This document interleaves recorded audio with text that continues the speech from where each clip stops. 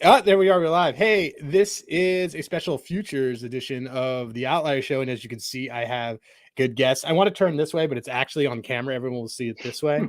But I got my guy, CJ, Slippin Jimmy. Dude, thanks for coming by, man. I'm excited to jump into some futures with you.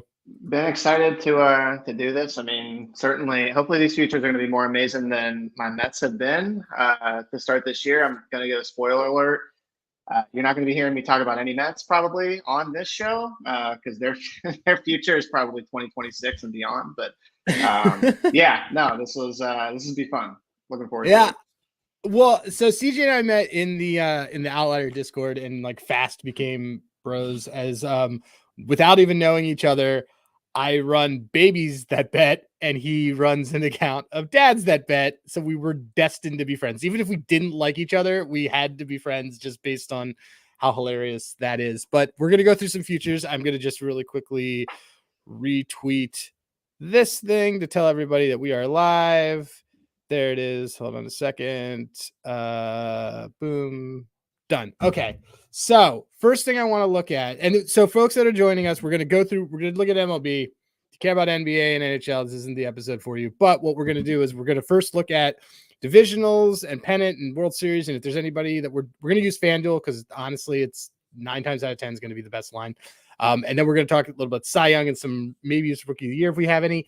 And then MVP, which we've both been talking about a lot. So starting it off with are there any, so let me ask you this. Are there anybody who you kind of see, and I'll put this up so folks can see it, World Series odds? Is anybody the World Series odds that's interested you? Or actually, let's start with division. We can start with division. Is there any divisional odds that right now interest you? As let me get it up on the screen for everybody. Boom. Does anything really interest you right now? So I think you're going to see, like, for me, when I'm playing futures, a common theme is it really depends on where you are in the season for what types of value that you're going to be looking for. So at this point, for me, we're only in May. We're only a little bit over a quarter of the season. So when I'm starting to play futures, I'm looking for what's going to age well. What could I potentially be able to extract some value, maybe hit on the other side at some point. I think with some of the awards, it's going to be a little bit easier to do that versus some of the division plays. For me right now, if we're looking at divisions, I still think so. A couple stick out to me. I mean, one is that I do still think getting the Phillies at a plus price is valuable.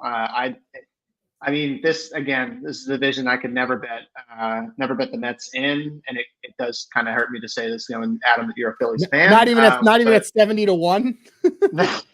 I think I make that 700-1. We'll not be betting it, but I just think the Phillies being a plus price here is you're still getting some value. I know that they've only played literally 3 games all season against a team that's above 500. It was the opening series against the Braves, and they went 1-2. But I will caveat, there are only 5 teams in the NL that are above 500. That's what I was about to okay. You read my mind. So yeah, so I do think though that the Phillies, they just have more depth to me than the Braves, and we're going to get to we do it. There's a Brave that I'm interested in on award side.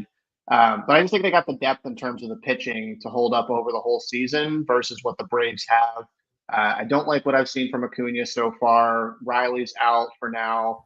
And Adam and I were kind of talking about this a few weeks ago. I think their OPS was just kind of unsustainable from where it was at the beginning of the season. So do like the Phillies at a plus price. If you want to get a little spicy for me, I do think also, and I mean, don't laugh, but I think the Pirates 24-1 is interesting. Because so here's the bullish argument on it, right? Skeens is up. They've got arguably some of the 3 best starting pitchers, young pitchers. Certainly if you had to start a team today and you wanted to build a young rotation, you're going to be, you might be picking the Pirates as the team to pick there in terms of building around those guys with Keller, Skeens, and Jones. I just think, again, like you said, the NL it's not strong this year. They got off to a good start. They obviously regressed. Again, this is 24-1. We're not talking like I'm expecting them to make a serious run.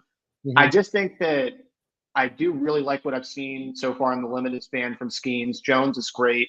Keller is great. Even Falter this past weekend looked great. I like. I and really have their not had a problem's been problem. hitting. He's a former Philly. So I liked Falter. I think Falter's solid. yeah. Yeah, so again, I'm looking for teams where you're going to have a lot of value in terms of just if it could age well. Could they go on a winning streak? Could Skeens, could that pitching staff, help them win 6, 7 in a row? Probably. Like there's a good chance that could happen. And they're not playing. They're not playing in the West. They're not playing in the East. They're playing in the Central, which is a little bit more open. So I do think 24-1.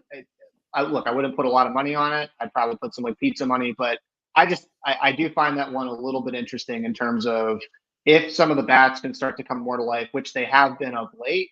I think that you might be able to extract some value from that.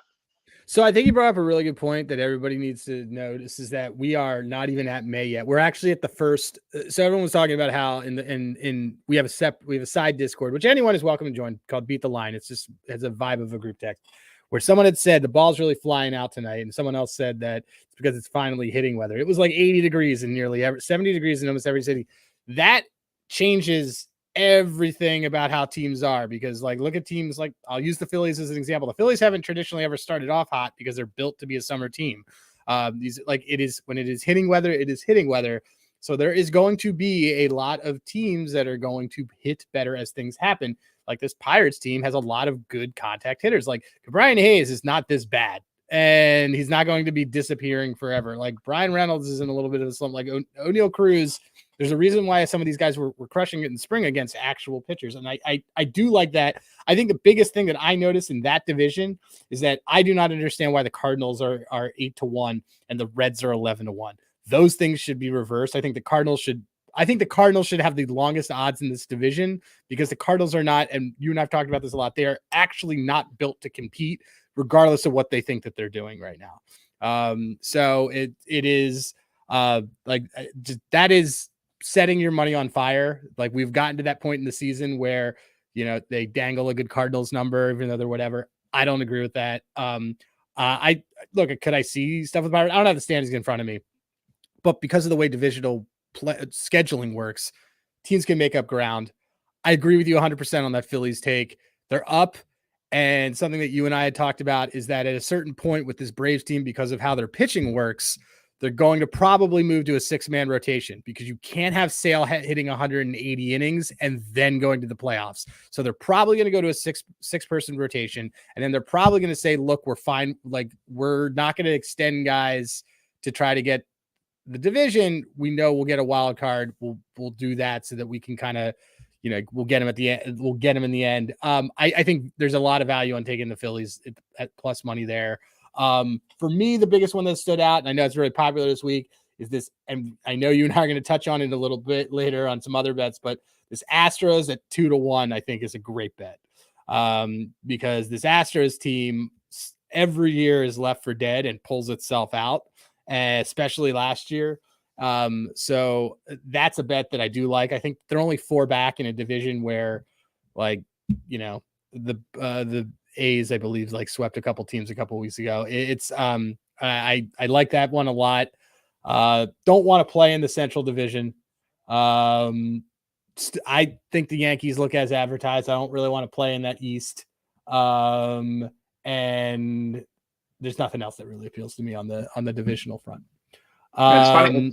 It's funny you said the Astros, because that's actually gonna contradict probably right when we're about to get to the pennant here with league winners. Because let's do it. What are you thinking on the league? Tell me what you think on some league winners that have some value right now. I think so. There's the two that stick out to me. They're both actually coming from the West, and the first one is Seattle at 7-1. So here's the bullish case on Seattle. Here is that, again, they're playing in a weaker division. We know that, again, Houston, I agree. I think, 220 to win the division is still a good bet. You could have got that, I think, even probably at +4, +500, even just a week or two ago. But look, Seattle still had some of the best pitching. Castillo has been a bona fide ace this year in terms of, if you look at all of his advanced metrics, he's been great. Kirby's had a little bit of some ups and downs as well, but I still really like their top three guys within that rotation. And they honestly, like, Julio has not really hit yet. He just has not had a great start to the season. But like you said, we're only a fourth of the way in. I still love Cal Raleigh. I still love some of their guys. Watching them right now and sweating this under with you. Yeah, the under. Yeah, I know. You and I were push. both on that today. But I do think that, yeah, I think that honestly, the Mariners, look, you're again, you got to think about where they're going to be situated in the bracket. Very good chance that they could beat out whoever wins the Central, and then the Yankees or the Orioles are going to be that number one seed. So they're going to at least get to avoid playing the Yankees or the Orioles. There's a good chance they would get to avoid playing them, hopefully until the ALCS. So 7-1. Look, I don't love that number personally, but I do think that you could potentially get some value there on Seattle at some point, especially if some of the hits or some of the batting comes together. Again, they've got very good pitching, and I would feel confident that they are going to be able to at least stay relatively in contention for most of the year. So I think something that's really important to note when you look at some of these odds is, like, you're probably going to see a big distance sometimes between the top and some of the bottom, just because there is a team that gets a bye. What I think is kind of crazy, and let me look at MLB standings. Just I want to make sure that I'm looking at this. Okay, so they are ahead of them. So that's why I was like, because I thought for a while that the O's had the best record in baseball. These odds are less about these odds indicate that the Yankees have to play one less series than everybody else. So that makes complete sense to me that they would be that. I'm not buying on the Rangers because I just think that they had, like, they threaded the needle on bad pitching last year, and I think that that's not going to work again this year. I am not gonna buy. I'm not gonna buy this Guardians team or this Rays team, despite everything that they always tell me from all the stat nerds. But I think that this and while I don't like the Royals team to play in the division and things like that, because, like, I don't want to play in that division because I think it's a weak division. I think that the Royals at 23-1 is a very interesting bet to take, because if they get there, they won the division. What two teams from that division aren't going to make the playoffs? So they did that they won that division, which means that they are going to be hosting some home games, which this came up the other day, but they still have Sal, who was on the 20. This is the 10-year anniversary of when they did make that, when they won it.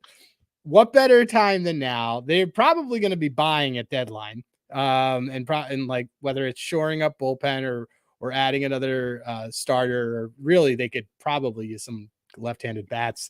But I don't hate that, because I think that team is actually built to do to win a 5-game series versus win a 7-game series. And they have like 2 starters, I think, that can kind of work by.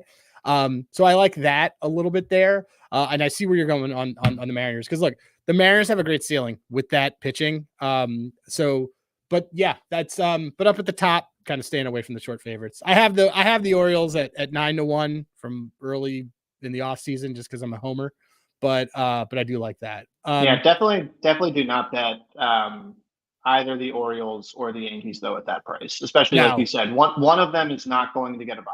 They are going to have to play a wild card series, and you have to think about where they're going to actually end up in the bracket when you're trying to evaluate where you're going to be able to get some equity at some point.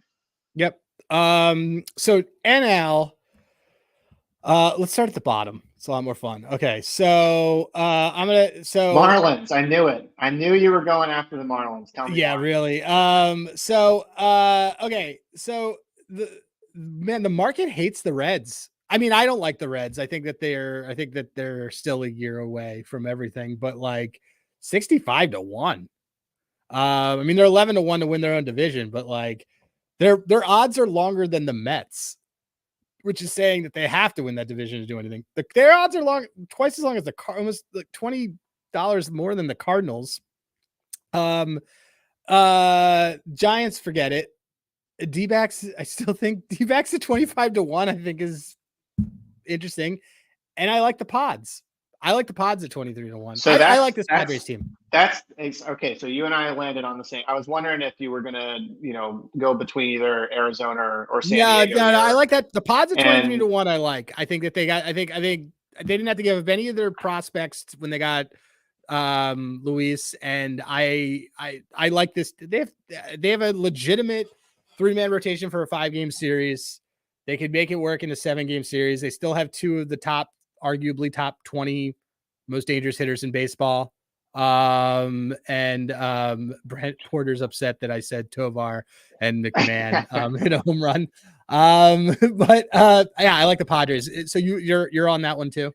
Yeah, and I think again, it's one of those things, right? Like we're only a quarter of the way through the season, so we're gonna repeat this. I feel like incessantly, but hey, it was just 2 years ago. The Dodgers won, 100.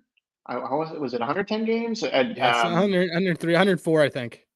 Okay, I was like, yeah. So Dodgers finished with one of the best records in franchise history. Looked like an absolute train. Padres come in and beat them in the NLDS. So again, I'm not saying that the same thing is going to happen this year.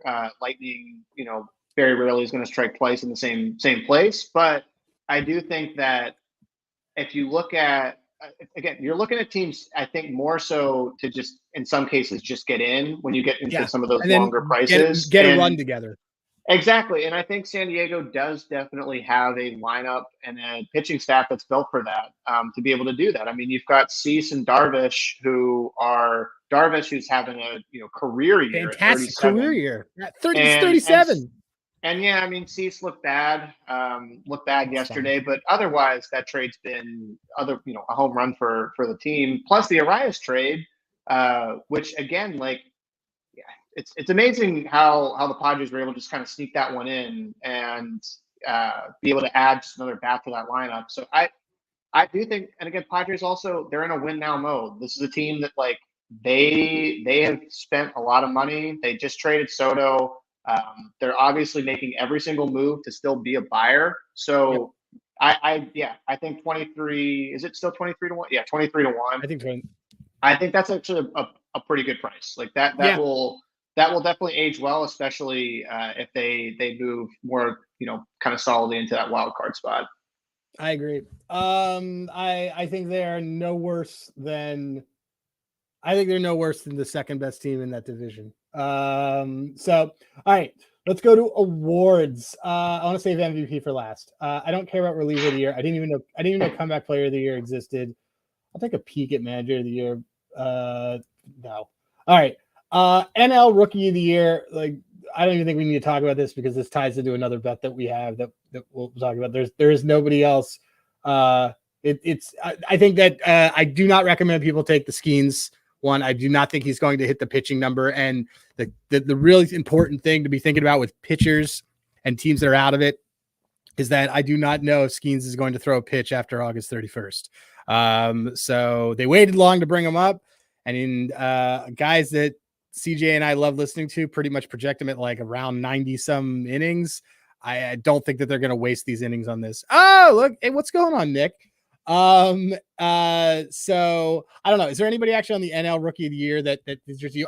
We talked about the Padres. I love Jackson Merrill. I don't think he's beaten Shota, but I love Jackson Merrill in general. James Wood, by the way, being 50 to 1 despite not playing a single game is wild to me. It's, what's funny is I actually saw those odds for James Wood and I was like, I kind of want to bet this. Like I do. The Nationals are another like very fun team that like also James Wood has just been awesome. But yeah, I kind of related to what you were saying, Adam, on some of the rookie of the year stuff. I mean, kind of like looking at the list of guys here, Gavin Stone is maybe a little bit interesting to me. I mean, he's, I believe, still 50 to 1. You and I have talked about him a little bit in the past. He is one of those guys that's just seems to have improved with each start. And he is on the Dodgers. Dodgers are going to obviously win a lot of games. If there's an injury, I could maybe see him moving up a little bit. But yeah, within the NL, unless there's some sort of injury or major collapse to our guy Shota, I find this kind of a harder market to really get a lot of value in.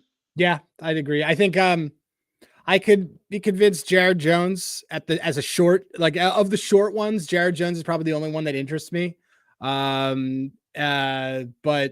again, I think it's showed his world and we're living in it. AL Rookie of the Year got thrown on its head when Wyatt Langford got hurt. Wyatt Langford, by the way, is going to be back, and Wyatt Langford is a very complete player.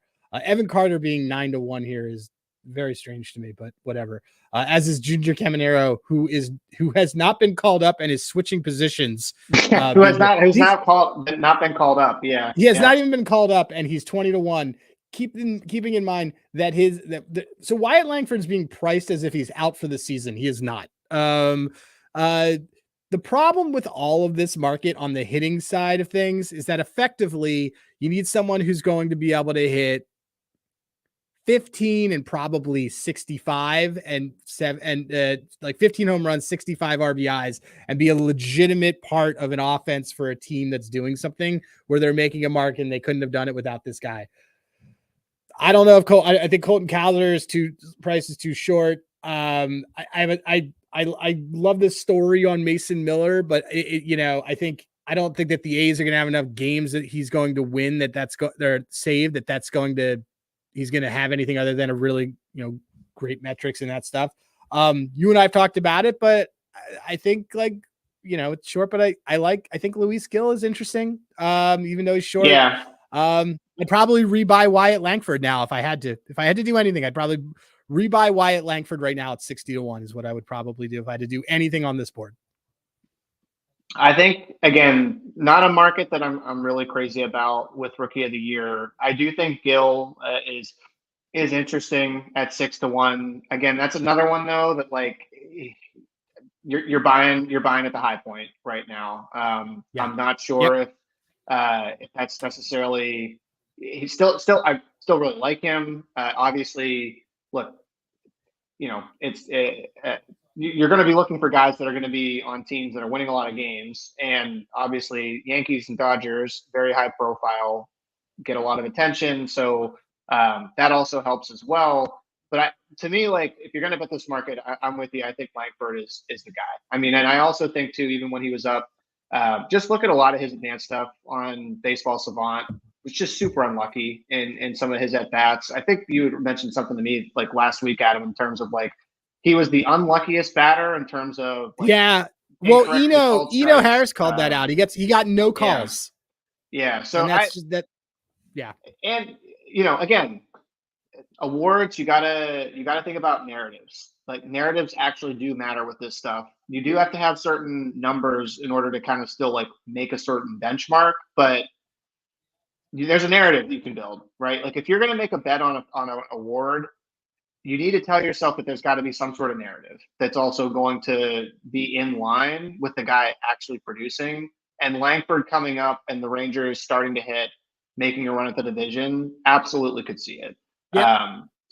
I think that's probably the one that I would play out of here. But, I honestly might even wait another week or so just to see if that drops from 60 to 70. Because again, they're pricing it as if he's going to be out for the season when we know he will be coming back. Exactly. Yeah. Okay. Let's go into Cy Young NL. So, everyone at home, you and I are big Shota Imanaga fans. We have his ticket here. We think he's the greatest thing ever. We think he's going to be the first rookie Cy Young winner since Fernando Valenzuela. But if you do not have, I think I have it twice, to be honest. I have it at 20-1 and I have it at 12-1. But if you do not have that, who here is interesting to you, and who here actually it might be easy to say who here is not interesting to you at all? Well, I just like to throw in that I had him at 30-1. Oh, there you go. All right, good. I like that flex. I will take a little bit of credit for keying you on that. Yeah, I mean, Shota's amazing. Don't buy him at this price. I think you probably missed the mark for being able to bet him. You needed to probably get in after about his second or third start to really get a good number. So I would not, especially for something that has only happened once in MLB, in MLB history. Yes, yeah, for sure. But again, you don't really see many guys with a 92-mile-an-hour fastball that's rated as a 9 run value in order to be able to pitch. So for me on the NL, I've got a couple of interesting guys here. So one of them I actually talked about a little bit when we were going through some of the longer odds for the pennant, and that's it's not Dylan Cease, but it's his teammate Yu Darvish here. So Darvish, all right, 37 years old. No idea if he's going to be able to keep this up. What I do know is that his pitching run value is in the 98th percentile right now. His WOBA is at a career best at 232. His slider and his fastball, big reason why he's been a lot better this year. His slider has just been probably some of the best that he's been throwing of his career. And then also, he's just been very, very consistent across starts, which is not something that he is normally well known for. So like he can either give you 6 and 7 or 8 Ks and 2 or 3 hits and 1 earned, or he's going to blow up the next time that he goes out. So the one thing that makes me a little nervous there, I do like the price at 40-1. Again, you can build a narrative around. People are going to like the story. 37 years old. He's been around the league for a while. If the Padres make a run and he ends up becoming the best pitcher on that staff, can definitely see it at 40-1. The piece that gives me a little bit of caution is his expected ERA and expected WOBA is higher. So that tells me a little bit that he's probably been getting the benefit of some bounces and a little bit of luck earlier this season. So again, it's, don't put a ton on this, but 40-1 I think is interesting. And the only other guy I would say, Adam, for me has been Reynaldo Lopez at 65-1. We both have been, I think, skeptical of if Lopez can keep this up. I'm still skeptical if this is going to continue. 1.54 ERA, 98th percentile in breaking run value right now. And his slider is, frankly, it's one of the best in baseball. He actually added a ton of vertical movement to his curveball and his slider in the offseason, and that's why he's been so effective. Here's the thing. His expected or kind of his FIP is definitely higher, as well as expected WOBA for the rest of the season. And can he do this? Can he be able to pitch more than 100, potential 80 innings this season in order to be able to go the distance? That's why you're getting a 65-1 price. But I personally think if look at the Braves rotation, we kind of thought that this was going to fall apart. Chris Sale at 12-1 is insane to me. Like, please do not bet that. Like Chris Sale at 12-1. Look, he's been awesome. Don't get me wrong, but there's no indication that he's going to be able to continue doing this for the rest of the year. And I just like Lopez has been just as good. Is going to get a ton of credit if he's able to actually hold up. And you're getting a way better price at 65 versus 12. So that would be my other guy that I think is interesting here. Yeah, I agree with a lot of this. I can tell you guys that I don't find it interesting. Tyler Glasnow is not gonna win this award. We talk about narratives and things like that. So he threw the Rays under the bus after he got acquired by the Dodgers. The Dodgers are a super team. It's going to be very hard to reward them, or are a super team.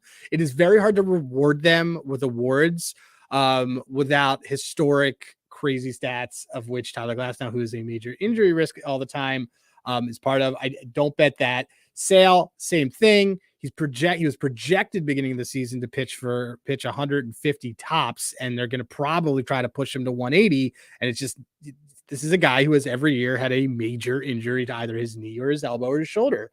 Gallen is interesting. And I say that because I'm not Gallen is what I like to call the NL Galsman. He is really shiny that everybody loves on the internet, but he is the hardest hit player in the league because he throws a sweeper. And I think that he's interesting because he did fall apart towards the end of last season. He has gotten home road splits a little bit more under control.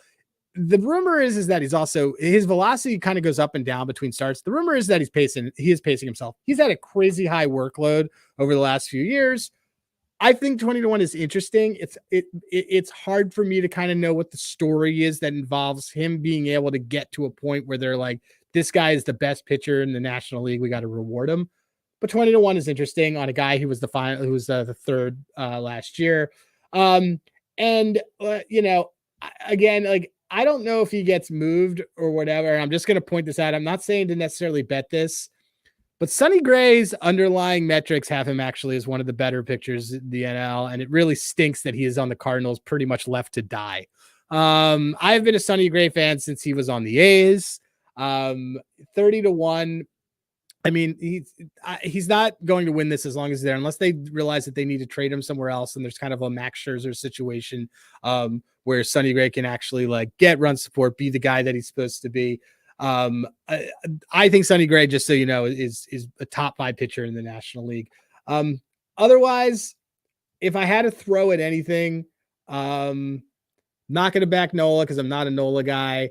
I probably would look to you versus Cease. If I'm looking at one of those guys, because if you are looking at who's a guy who can kind of put together, because the ERA is what wins it. And Cease is always going to have a little bit fatter ERA because he throws a four seam. And like Darvish throws a lot more breaking balls and changeups. Like he's a ground ball pitcher. Like he doesn't do that. So he's able to get these, like a lower ERA like that. I think the Darvish look is an interesting look there.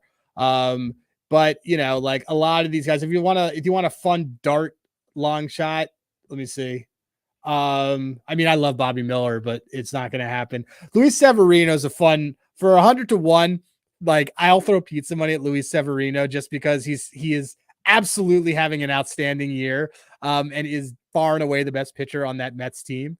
And they're just letting him have a longer leash. His Ks are going up. Everything looks good about him. His Sierra's under 2.5. Like he's great. He's not winning it because I don't know how you reward that Mets team, but that's just something that I would think about on there. But otherwise in the market, it's pretty hard. What's that? He can close for the Mets. He could close for the Mets. They need somebody to close. He's a platoon. So let's just why don't we just have him start going 8 and 9, and then then we might win some more games. All right, we'll go quickly through the AL Cy Young. AL Cy Young. Who's saying yes to Luis Severino? Okay, so the darlings preseason were Skubal and Reagans. I'm looking at this list. I know the guy that you're going to say too, and I like it at this number. I like Jack Flaherty at 25-1. I like Jack Flaherty at 25-1 more. Yeah, baby. Skubal at plus 185. Throw up some flares. Yeah, that's kind of the big one that stands out to me. I like him, and yeah, I like him. That's it. That's all I like. Yeah, that's the only guy that I had written down on mine as well. I mean, just his number, he's just been so good. I mean, K rate 33% this year, walking guys at a 3% clip. Command has just been, or at least his control has just been out of this world. And again, there's a guy, I'm sure the Cardinals would love to have Jack back on that staff for this season. So yeah, I think that again, this market looks right. I think Burns, by the way, is kind of crazy. Like, why? To me, that's like nuts. That it's. I mean, I have him preseason. I have him preseason, but like I can't. There's nothing he's done to indicate. I don't even think I don't think he's looked. I mean, he's been great, but you can't buy him at 3-1. Yeah. Now. Let's go to. Yeah, I'd say Jack Flaherty and. Well, the only thing I was just going to add is just note down Tanner Houck. That's the only what? What's that? Tanner Houck is the only one that I would Tanner also Houck. note down. I wouldn't. Oh, I like him. Note him down in terms of. I wouldn't bet it. I'm just saying that a lot of good stuff. A lot of good underlying. Well, dude, Tanner Houck, like I say this all the time. Tanner Houck was leading the AL in like WHIP in every major category until he got hit with a baseball in the face last year. I think Tanner Houck's great. Yeah. Well, and just last thing on that is, I mean, if you look at WAR by position Boston leads the league 4.4 right now. So Tanner Houck, big reason for that. But yeah, so let's move on though to MVP. All right, NL MVP. You and I are holding William Contreras 150 to 1 tickets. This is a very interesting category because they are dying to just give it to Mookie. You pointed out pretty aptly the other night that Ohtani is historically the best hitter in baseball right now, and his odds didn't even move. So which tells you everything you need to know about kind of how things are going there. If I'm looking at this, don't bet on Marcell Ozuna, besides the fact that he's got like he's got some off-field stuff. Braves aren't winning this one back to back. Alec Bohm is going to get lost in a Bryce Harper shadow while it's noble. I don't bet that one. Cunha is not winning back to back. Ellie is going to have a better season than Acuna on a from a steal perspective, but on a worse team. I don't like that one. And I think it is. I don't know why Tatis is 14 to 1. That's my takeaway from looking at this category. What is it that is there anything you see in here that you think is pretty valuable for folks to look at? Or I mean, like if you're looking at long shots down here, let me just see this first. Yeah, I don't know. What are you thinking? I think my advice, honestly, for people in this one is more so on who not to bet versus who to bet, because a lot of season left to play. But pending like a major injury to bets at this point, I do think that price is fair for bets. Here's what I will tell you: Shohei is not winning this award. Plus 350. Just do not bet this. Shohei is not like. Yes, obviously he's been crushing the ball. He's been as good as advertised. I don't think the Dodgers are regretting any single dollar that they are giving him or have given to his interpreter that ultimately probably got gambled. I think that he's been great.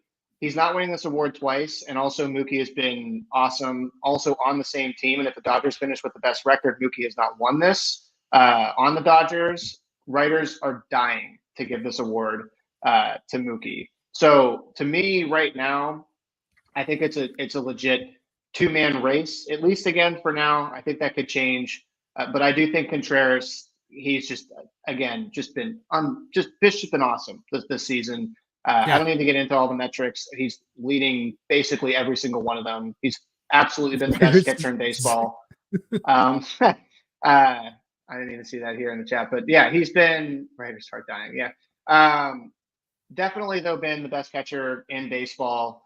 And I don't think I would really bet him at that price, but to me, there's not really anybody on the MVP side. Bohm is kind of interesting at 20 to 1. Does have some, he's in the 99th percentile for batting run value, getting good barrel. I mean, an 11 run value against fastball. He doesn't hit home runs though. He doesn't hit dingers. Exactly. Just doesn't have the power. Not going to have the home runs at the end of the year. So yeah, to me though, I would say just whatever you do, just don't go bet Shohei. Don't bet because Shohei. I think that's the one piece of advice on that award. MVP is Slippin' Jimmy. I love it. Okay, so all right, AL MVP. I'm not going to steal your take. We agree on this take. I will let you kick it off. Who do you like for AL MVP and why? I'm glad we saved this for last because I feel like this was going to get you the most excited, which is we're going with El Nino here. And if you scroll down, he's 85 to 1. I'm talking about Salvador Perez. Yep. So I agree. All right. Salvi, this out of all the awards that we just kind of went over, don't get me wrong, there was definitely some that I liked. I thought there was you could definitely get some small value on. This one I bet right before we even got on the stream because 85 to 1 is crazy for a guy that is in the 98th percentile in WOBA, expected batting average, expected slugging percentage, all career highs. It's got a 981 OPS right now, one of the best in the majors in barrel percentage, hard hit percentage, and sweet spot percentage. 40 RBIs. Yeah. Exit and one thing, so I think people kind of are a little they kind of forget Salvi is still awesome because he's been around for so long. And he came up, was on those Royals teams that won the World Series in 2015. Look, yeah, he's 34, but if you take a look at some of the underlying stuff that would predict that like the guy's losing it, his exit velo is still at 92.6, which is his career high, 92.7. So to me, that tells me he's getting still a lot of power behind his swings. He's still able to drive the ball, get a lot of good bat speed on it. And what better story for El Nino here to win MVP, especially as we said, the Royals are very live to win that division. If the Royals win the division, Soto cools off a little bit here. Judge, again, he's been awesome. I just think the lion's share of the credit, it's either going to go to Bobby Witt or Salvador Perez. And when I'm looking at the price, which for Bobby is that plus 380 for Bobby? Is that right? Yeah, plus 380. Yeah, to me, just 85-1 on Salvi is insane. Yeah. And I think that there's just so many other metrics that back up that no, this is real. Like, I think he's going to still be very, very good the rest of the season. So to me, this is definitely a buy now opportunity on him. Yep, I put it in while you were chatting. I had actually circled this earlier today. Look, the guy's made me a ton of money every single time I bet on him. He is ageless. As I wrote in my SGPN article, we love old men who club the ball. And he is an old man who clubs the ball. 10th anniversary of that 2014 team, which he was on. Dude is still playing catcher. And like, come on. And again, he's in the upper percentile for every single thing. He is actually the offensive leader on that team. Bobby Witt is very flashy and can steal. But we love catchers. And so I like that play a lot. I'm gonna wait for a little bit of try to see if there's gonna be a little bit of a dip. But the other one that I was looking at in terms of the short favorites area is that Kyle Tucker one up there. Yep. Jordan being, by the way, 65-1 is kind of telling when he was 12-1. He got down as low as 12-1 earlier this season. Kyle Tucker leads the ALers in the top 3 in every major offensive category. And if and when the Astros pull it together, we've talked about this, it's not going to be because of the pitching. It's going to be because of hitting, and the hitting's all going to come back to him. I think that's a good one. I don't know where it is on here. I don't see him on here, but you want like a real long shot. It's got to be even longer. You could probably throw like $20 at call it $20 at Jeremy Pena because he actually has the second best offensive numbers on that entire team to Kyle Tucker. But look, when Altuve being 35-1 makes no sense.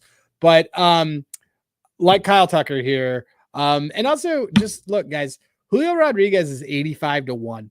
So he was another guy on my list too. Yeah, I mean, so Julio Rodriguez has always started cool, and he plays in a pitcher's park.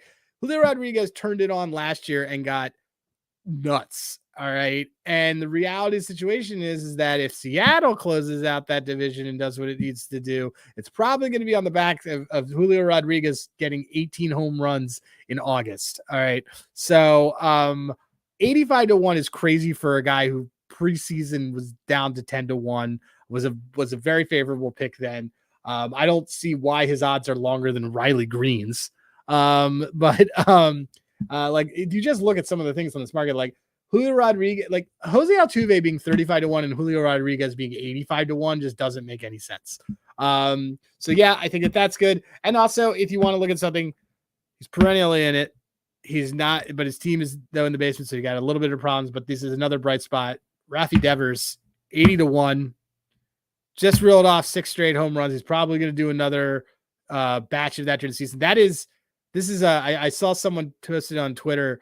It's the second breakout of a breakout star that everybody knows can do this. And so I like Devers at 80-1 as well. But in terms of ones that I'm betting, Salvi Perez in an open division, 85-1 is a crazy number. Yeah, no, I 100% agree. I'd say similar to the Shohei, thing that we were talking about with the NL MVP. And I saw Brandon commented there too. That's right. DH, DH is not going to win MVP. And at least it's one of those things where it's, I'm not going to believe it until I actually see a writer or a set of writers vote for DH to win the award. Sure, at some point it's going to happen, but up until I see it, I'm just going to move forward as if a DH is most likely not going to win the award.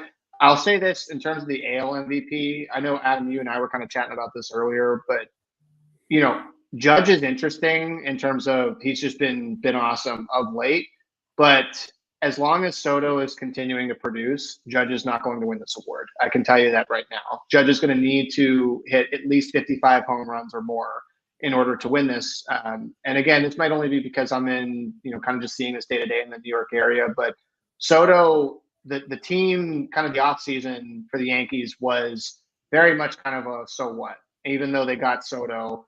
And then all of a sudden they came out, like guns blazing, swept the Astros at the beginning of the season, got off to that hot start, and Soto was amazing. Trust me, Soto is, if there's going to be a Yankee that wins this award, it is going to be Juan Soto. He is going to get the lion's share of the credit for everything that's changed this season within the clubhouse. Pedro Serrano is another great player. Sorry from your guys, Suzuki. Pedro Serrano, another great player. It's true. Yeah, for sure. But yeah, I think that Juan Soto is the guy. If a Yankee wins this, don't bet that. Don't bet that price. But I would just be cautious on if you're ever thinking about putting some money on Judge, because again, this is awards or narratives, and Soto has just a much better narrative than Judge does. Taking a peek at league leader categories here, most regular season home runs. Just let's go down here, because this is where it's interesting. Rafi Devers at 65-1 is extremely interesting to lead the league in home runs. He plays in a ballpark there, and he's left-handed, and it's like 230 feet to left field. And he still has a ton of stuff there. Kyle Schwarber was still second in it last year. We're not even in hitting season. A lot of these guys, I think these are great numbers on guys to lead the league in home runs. I mean, league leader only has 16 right now. So here, let me try to make this. Can I make this bigger? Yeah, there you go. Yeah, I was just trying to say if you could zoom in a little. Don't bet Josh Naylor. Rafi Devers at 65. I like this more than I like the MVP. 65-1 is interesting. I like that. Yeah, I'm with you there. I like that one a lot. That's actually I saw a guy when you were scrolling down. Yeah, I would say just keep Kyle Raleigh in mind at 91. I wouldn't throw a lot on it, but he does not play in a batter friendly park. I get it, but I mean, the dude he doesn't hit much, but when he does, he cracks dingers. And he's their version of 90-1. I love it. Not a bad price. Yeah. There's a lot of ways to make this case for Devers, though. Like, he's also playing in a division where he plays a bunch of other teams in sandboxes. And so I really like the Devers play. That number is indicating that he does have a shoulder injury. You guys love catchers. Let me see what else. Yes, we do. What other category do they have up here? Stolen base leader. This is silly. I mean, it's Ellie has it by a mile, but if you can do anything else, probably, I mean, either Acuna or Bobby are fine, because they're just going to keep running, but there's no value at all in this. Corbin Carroll had started turning it on. Playoffs aren't really interesting.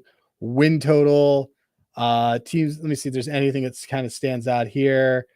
Phillies at even money to win 100 games. Let's go to 90. That's a little bit more fun. The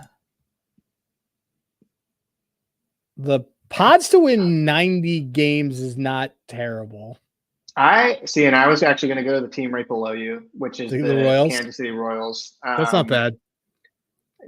Same price and almost similar angle is I think. Yeah, I mean, and the Padres obviously, we talked about there's only 5 teams above 500 in the NL.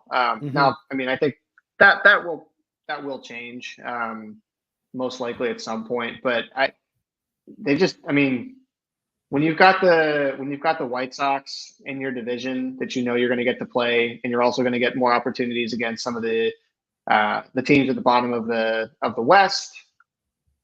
I could definitely see the Royals, if they win the division, they're going to need to win, I think, 90 games. I do think that that's a division that you probably need to win between 90 and 92 games. So if you do, I don't know what their division price is. So I would say maybe if we go real quick and check that division price, if it's greater than 325, though, I would just bet them to win the division instead of the win total of 90, because I don't foresee multiple teams getting over that 90 win mark within that division.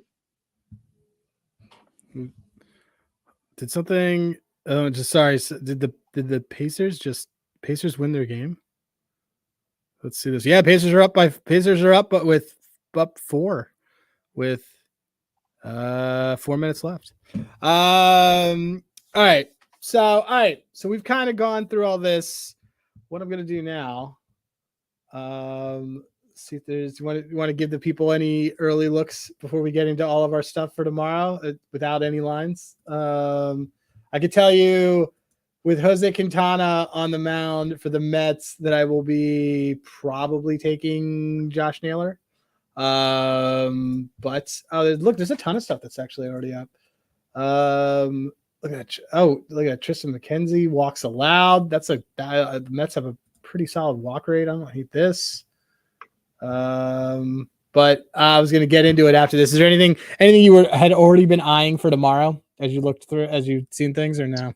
Not yet. I mean, right now, typically when I'm starting to look at props, I'm just kind of the night before, just kind of looking at who the pitching matchups are, and then I'm starting to dive into, looking at the totals for the games. Obviously, which ones have higher totals, which ones are getting some line or some steam to move up. So, I do want to kind of track and see which ones have gone from 8.5 to 9, et cetera, just to get a better angle there and see what we're kind of looking at potentially the market saying for more runs. And then I'm going to look for guys with, I know you and I kind of look both at this in terms of like higher hard hit rate as one of the main things to start kind of building your cap off of. So for me, I mean, I don't know, is Clevenger still starting tomorrow? Clevenger's starting tomorrow, and so Bassett, who's much better at home. Yeah, I mean, it's Clevenger for me. That's a fade, and to be honest, I think Steele is probably a fade as well. I've not been in love with what I've seen so far from him coming back. Oh no, me neither. I completely agree with you there. I look a lot at Sierra. I do those things too, and then I look a little bit. I look at Sierra things. I mean, Gibby's going to be a fade for me. I think the underlying metrics kind of show that Gibson's one of the worst pitchers in the league. I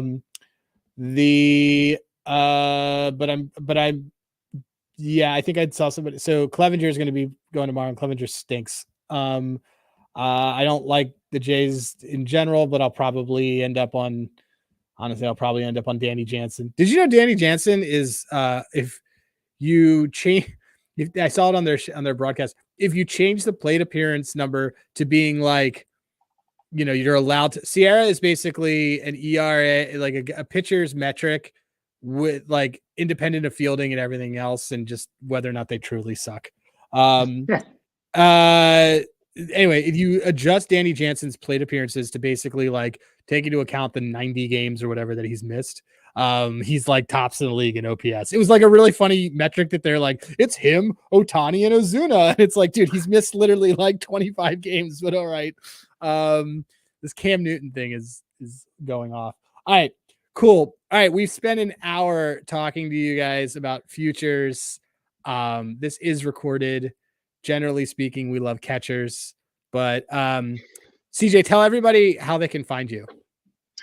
Yeah, so I'm in the Outlier Discord. Definitely would encourage you guys to join that if you haven't already. I mean, it's free, so come on in there. Adam and I. It's free. Yeah, it's free. Come on, what's the best things in life are free? So yeah, I'm always kind of just hanging out around the Outlier Discord. I'm also part of the Beat the Line Discord. If you wanted to check that out as well, you can find me on Twitter at DadsDadBet. And I am at Hey Rosenberg. You can find me pretty much everywhere at that. So guys, thanks for coming by. We will get into we're now both about to hit the books and organize things, and then try to sleep for the 3 hours that our children let us sleep, and then get up and do this all again. So for CJ, thank you guys for all coming by, and good luck with all your bets. We'll talk to you soon.